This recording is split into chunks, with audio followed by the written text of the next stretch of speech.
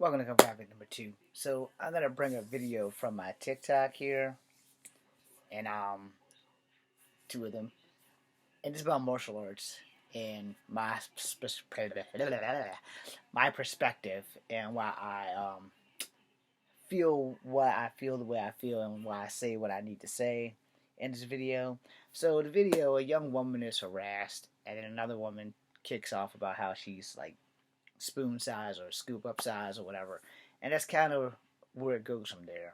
So you're gonna watch at least part one, and then after that, I'm gonna show you part two, and then we're gonna unload. Okay, so that'll be that. Get my phone ready. I think you're one of the most beautiful girls I've ever met. Oh, thank you. Go back and watch that original video. The dude's kind of being like extra fucking creepy, and then she even explains to him that she's 17. Anyways, I'm in my 30s now, and I'm still like hesitant and reluctant to go anywhere out in public by myself when I don't have somebody big and creepy with me. I just think you're one of the most beautiful girls I've ever met. Oh, thank you. Go back and watch that original video. The dude's kind of being like extra fucking creepy, and then she even explains to him that she's 17. Okay, so this is the one you're supposed to watch. Oh, thank you. Sorry about that. This is going to be a two-parter, so for context, go watch that. I'm probably going to get a lot of smoke from Marshall Talk, but at this point, I don't really give a crap. Bring the smoke if you want. Anyway, here's the thing. The first young lady was being harassed by an older dude, and the second young lady mentioned how she was small and scoop size. So that's why I'm making this video, because there are a lot of things that need to be said, and a lot of people aren't going to like what I have to say. But I'm going to say it because if you don't like what I have to say, it's more of a you problem versus a me problem, and the smoke is yours. Anyway, here's the thing. I don't think that once the young lady got the phone call, the old man should have, once she, announced that she was like a kid, he should have just walked the fuck away. And I don't know why people would even bother harassing people in the store. I see pretty girls all the time, but I'm a coward, so I'm not going to go up and talk to them because I know I'm going to get rejected. I'm used to rejection. And the only woman I really want to talk to is my crush. And I will be definitely probably rejected, but I would still talk to her and find out what's going on in her life, etc., etc. But once she says no, I'm going to go. I'm mad, but I'm going to go. Now to the second young lady who says she was scoop size and she was worried about being scooped up and taken away. It's one of her biggest fears. You're not the only one who has that fear, I'm sure. However, I am also a very small person. I stand 5'3.5". I weigh 120 something pounds. All right. The only difference is between you and I is that I am a man who does martial arts, and you are probably a very young woman who carries sharp instruments of self-defense. That's why this is going to be a two-parter. Knives. So here's my advice to you, which is why it's going to be a two-parter. The only thing that size is an obstacle. Size means that I have to work harder on a larger opponent. Size does not mean I cannot beat my larger opponent. It just means that I have to work harder to subdue, maim, It was TikTok. eliminate, I had to mind my business. wipe out, Words. take down, or break something on said opponent's body. Now, this is the thing. You did say you carry your tools with you. Now, here's the thing. You don't need to be afraid to use the tools. Make sure that you use the tools and use them effectively. And I would also advise you get some kind of training just to be on the safe side, because having a tool and not being able to use a tool are bad. Real bad. So, I'm going to continue in part two. I just wanted to get this subject out of the way first. I just think you're one of the most beautiful. Okay, this is part two. Understand that I'm a martial artist first. And before that, I was a street fighter from the age of 6 to the age of 12. And that was not a choice. That was by force, not by course. As a 49-year-old man, I have only fought opponents that have been bigger than me. Much bigger than me. I'm 5'3.5". I do not have a black belt, but I have beaten people bigger than me without so much as breaking a chicken sweat. Most of it's been experience and luck and knowing my way around a fight. Those are things that are very important. And I've always told people that the bigger you are, the harder I get to hit you. And you may not like this concept, and I know martial talk is probably going to give me a lot of flack. But see, I'm going to be honest. People who believe their size is a problem, whereas that size can lead you to a victory, generally are over 6 feet tall. And most of the time, someone over 6 feet tall will intimidate someone 6 feet or below. Unless that someone name is Echo Finger. Sorry. And I don't give a crap about your size. Now, your skill set, your fighting experience, those are the only two things I'm worried about. As far as how big you are and how much you weigh, you can't breathe, you can't hurt me. If I break your knees or your elbows, I've done enough damage that you're not going to be able to do any damage to me. But if I collapse your windpipe, or I collapse your lung, you're not going to be doing any damage to anyone. Wrestling. So, here's that thing.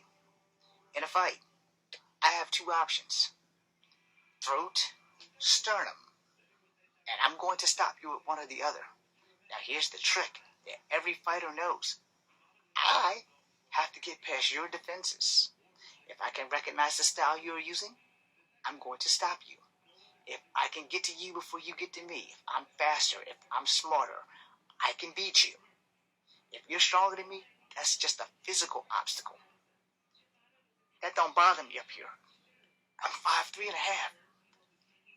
Everybody's stronger than me. I know that going in. Wisdom is the most important thing you will ever have in a fight. Wisdom, fighting experience, a whole lot of damn luck and a whole lot of skill goes a long way. If you ain't got none of them, there's always that beginner's luck, or that dumb luck, you know? And a lot of people just don't understand how fights work. I think I'm going to have to go and make another one of these on YouTube, because a lot of people just fail to understand how fights work. And I'm going to tell you, you know, size of your fighter, weight class, all that crap, means nothing in the streets. So, we'll make a YouTube about it. Thank you for watching. Peace. Okay, so I'm a few days behind on this, which is why I wanted to show both of the videos. Here's the thing, man. Alright, if you're fighting in the entertainment business, like wrestling, the moves are real.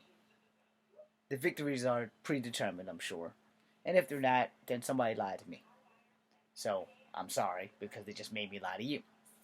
9 times out of 10, though, if you're fire, they're gonna keep pushing you forward. Where sometimes if you're fired, not fired, but fire, they just use you as jobs. And if you ever notice, most of the wrestlers that are jobs are the better wrestlers. The people don't really push forward.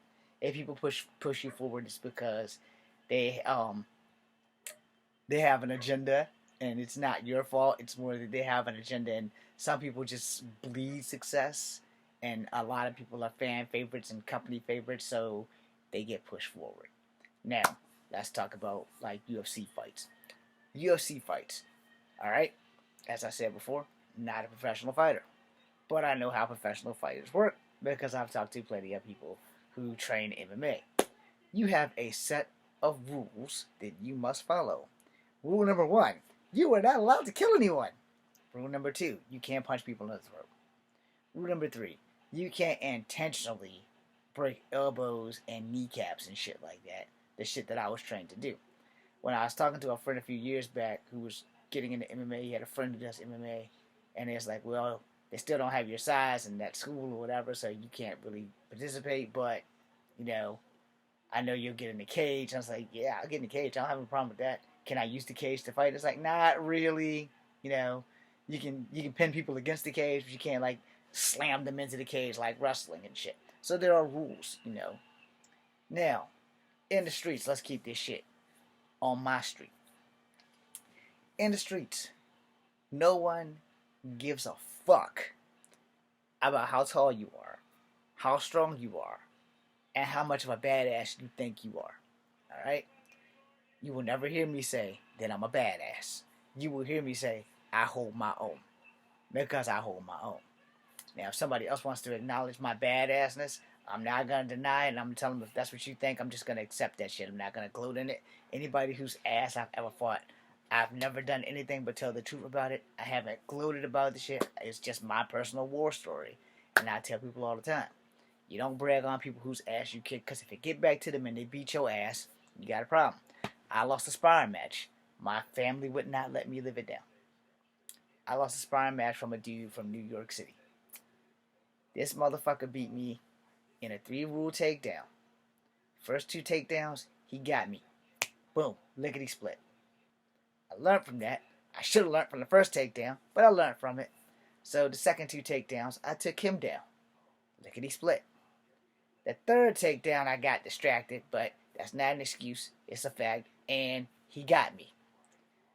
So, the next day, I came for him again. And the next day, and the next day, and the next day. And by the time I knew it, 14 days had gone by. I done chased this dude for 14 fucking days trying to get a fucking rematch. And he refused to give me a rematch. And I was like, dude, you from New York. If you beat me before, you shouldn't have a problem beating me again. And he would not fight me. He later off would grow and become a ISK champion. And I would forever say, well, you're a fucking paper champion because a guy whose ass you kicked, you should not have had a problem coming back to kick again, even if it was just a sparring match. So, before he became a champion, my cousin had passed away. And I told y'all this story before. My other cousins who were there, who are strapped and have weapons and all that other shit, they were there. But he didn't say shit to them. We're at the church, we're at the funeral, we buried the body, we come back to get the communion or whatever.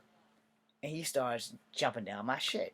And there's like 4 other people who were there. And he goes, and where were you at? Where were you at? Like your cousin was getting shot. I said, well, unlike the rest of the drug dealers in the family, I actually was working. Now, I actually literally was at my job at Burger King.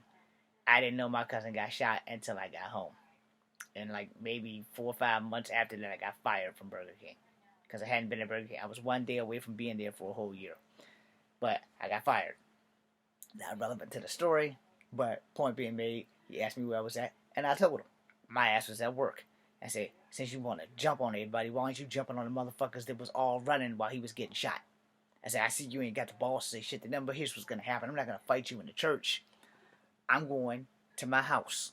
I'm going to get out of these clothes, and I will wait for your ass. He never showed up. And me and him were the exact same size. He outweighed me by maybe 5, maybe 10, at best 15 pounds. He never came back. He would never fight me. Talked mad shit at the church. We left at the same time. I sat outside from 5 p.m. to damn near midnight, and he never showed up. So, ISK champion, all you fucking want. You didn't come back to beat the one guy who was going to teach you a fucking lesson. And I learned the lesson that night. That not everybody is as bad as they claim to be. Now, my family. Every family member that saw the fight and every family member that heard the fight and all the other shit kept saying the same bullshit. You ain't beat that guy from New York. You ain't beat that guy from New York. And they wouldn't let the shit go. So one day, a couple of family members decided they were going to keep saying that shit. And I said, okay. Here's how you beat somebody who's throwing a loss in your face. You right. I didn't beat that guy from New York. But y'all had to get somebody from New York because can't none of y'all beat me. And they stopped. They literally stopped. It's like, see, y'all was too much of cowards to come and beat me by your damn self. Y'all had to go get a little punk-ass bastard from New York to beat me. I'm saying, but the problem is, it ain't where you from. It's what you can do. This asshole didn't fight me back. He wouldn't give me another match. He wouldn't bother nobody, but he wouldn't do anything. But that one day, the one day that the fight was going to be real, he didn't come and show everybody what he had to do. No, he didn't have the strength or the testicles to come beat my ass. Had me sitting outside, but he talked all that shit in the church. Had me sitting outside, and then wouldn't show up to fight me. But somehow he became an ISK champion, and they forever threw that shit in my face. And I would always tell them, you know what? I don't give a fuck if he's Jesus champion. He had me sitting outside from 5 p.m. to midnight, and he never showed up to fight me. So as far as I'm concerned, he's a paper champion. I don't know what the guy is now. I don't give a fuck. stint in the military and a hip replacement later, that's the one that got away from me. And he will always be the one that got away from me because I'm not going to go looking for this dumb bastard. I'm like 49 now. We were in our late 20s, early 30s. And, time goes on. It don't heal all wounds, but it does go on. Now, I will say, here's the thing. He was only like a half inch or so taller than me. Maybe 2 inches because I'm 5'3". So he's like 5'5", 5'7", somewhere in there. And this is where things get interesting. A lot of people don't know their way around a fight. A lot of people assume they know how fights work. The problem is really quite simple. You can assume all you want. If you've been in a fight, then you know. If you haven't been in a fight, then you don't fucking know. And I pray that you never have to get into a knockout, drag-out fight where you fighting somewhere where motherfuckers can use things that can hurt you. Like pipes and sticks and glass bottles and 2x4s with nails in them. Now, if you ain't been in one of them, you've been blessed. Guess what? As a child, I've been in one of them. So you gotta understand, when somebody breaks a beer bottle, they fixing to fuck your shit up. If somebody has a 2x4 with some rusty nails come through that motherfucker, or a stick with a nail in it, they're fixing to fuck your shit up. What more do you need to know? Here's what you need to know. If you don't know your way around a fight, you're gonna lose that fight. And you can still win and lose a fight at the same time. And I'm going to have to make a part 2 because those dogs are staring. So thank you guys for watching.